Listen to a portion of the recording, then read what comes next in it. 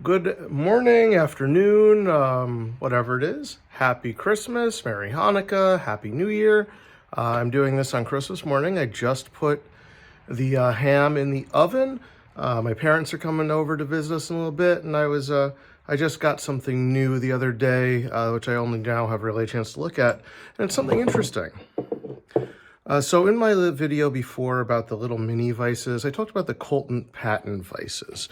Now these were made by several different companies, and here I have a lineup here. So we'll notice the 1-inch jaw, this tiny little wonderful little toy.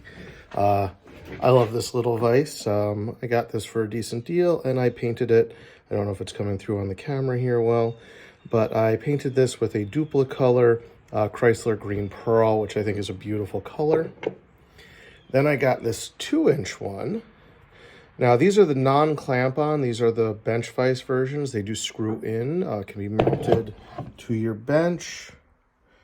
And they are a fun little thing. Now the Colton patent is from the 1800s, and they were produced by multiple of companies. HB something, they were produced by Phoenix in New York, and several other companies were able to license and use this patent.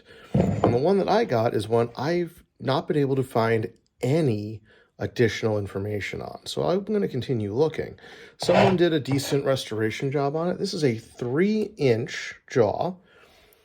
Mountable. Now it is missing the mounting plate. It would have had a wing nut that went into this dovetail. It would have had a piece that went into this dovetail that had a thread through it and a plate that mounted to the bottom, just based on similar other vices of the time and the way that's built. Now I can probably build that at some point, or I could do that with a bolt. There's a couple different ways to do that.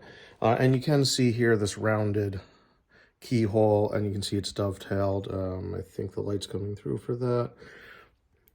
But I've never seen another one like this. Now the anvil on this is actually a really nice size. Let me grab a tape measure. Now the anvil on this is about 2.5, 2 3/4 inches, and it's got a horn. Now this does appear to all be cast iron.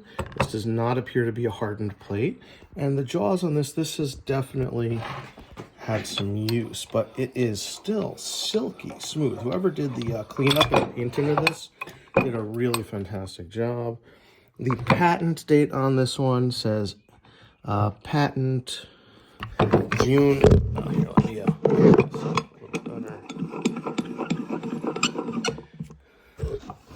and show you. Hopefully that's coming through, where it says patent June 16th, 1885, which I think is absolutely awesome. There's a high probability this was not produced anytime after the 1900s. There were some Colton patent vices produced after that, but the majority of them were produced roughly in that 1885 to 1895 range.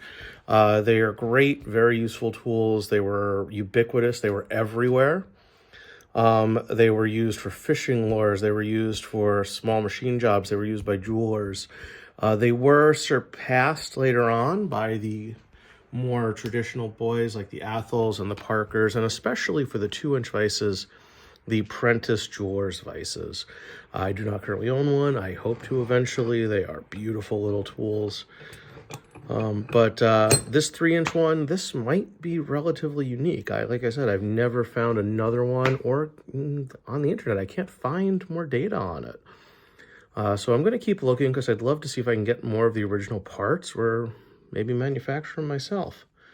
But that's all for today. So you guys enjoy your holidays. Merry Christmas, Happy Hanukkah, Happy New Year. Everyone have a great day and enjoy your time with your families.